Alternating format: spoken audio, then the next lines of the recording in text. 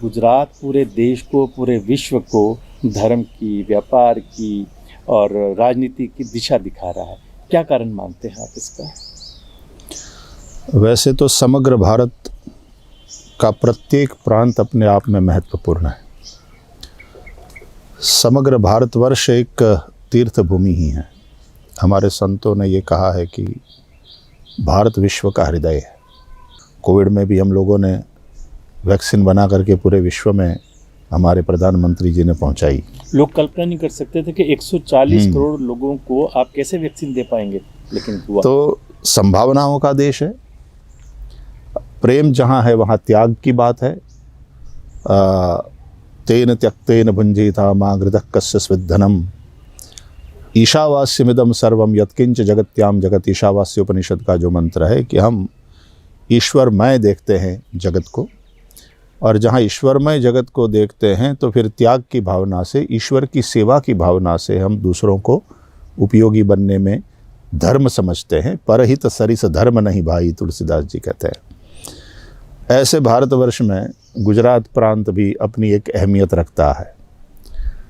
व्यापारी प्रजा तो राजस्थान से भी है, पूरे अन्य प्रांतों से भी है, लेकिन गुजरात ने गांधी जी दिए, गुजरात ने सरदार वल्लभ भाई पटेल दिए। जैसा कि आप अपने अभी सभी ऐसे महानुभावों का स्मरण किया। गुजरात की अपनी एक जो खासियत है कि अकेले नहीं खाएगा, कभी बांट कर खाएगा।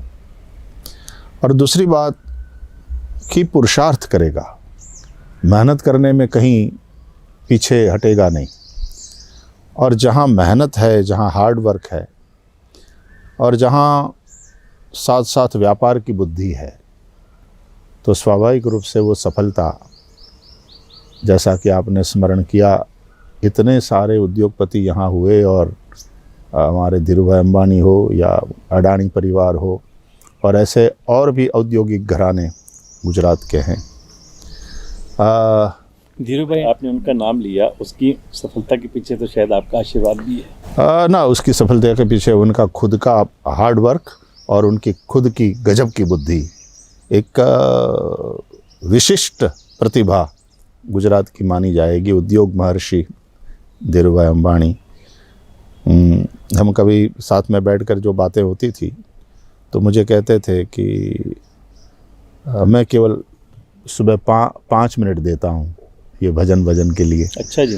तो मैं स्नान करके 1 लोटा जल चढ़ा देता हूँ सूर्य नारायण को, प्रणाम कर लेता हूँ।